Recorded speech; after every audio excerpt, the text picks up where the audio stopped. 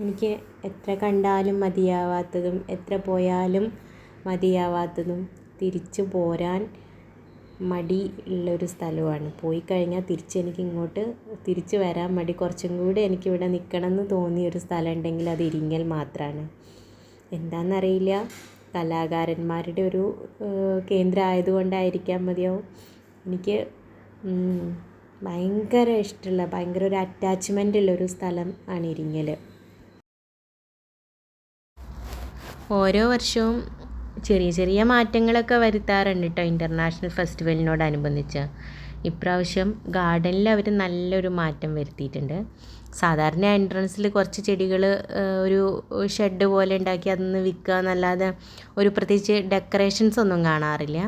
ഇപ്രാവശ്യം അവർ നല്ല രീതിയിലാണ് ഇതൊക്കെ അറേഞ്ച് ചെയ്തിരിക്കുന്നത്. ആ ഒരു ഗാർഡൻ സെറ്റ് ചെയ്ത് നല്ല ഭംഗിയുണ്ട് കാണാൻ. കുറേ വെറൈറ്റീസ് അവർ ഇതിൽ ഇൻക്ലൂഡ് ചെയ്യുകയും ചെയ്തിട്ടുണ്ട്. ഇതിൽ നിന്ന് നമുക്ക് ഇഷ്ടമുള്ളത് വാങ്ങാനുള്ള സൗകര്യം ഒരുക്കി തന്നിട്ടുണ്ട് കേട്ടോ.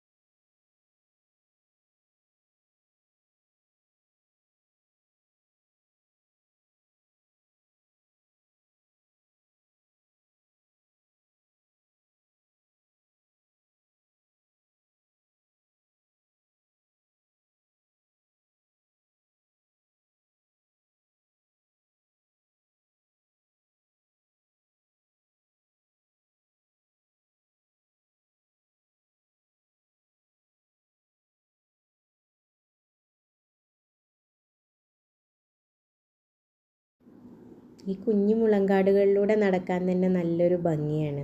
എന്ത് സിമ്പിളായിട്ടാണ് അവർ അറേഞ്ച് ചെയ്തിരിക്കുന്നത്.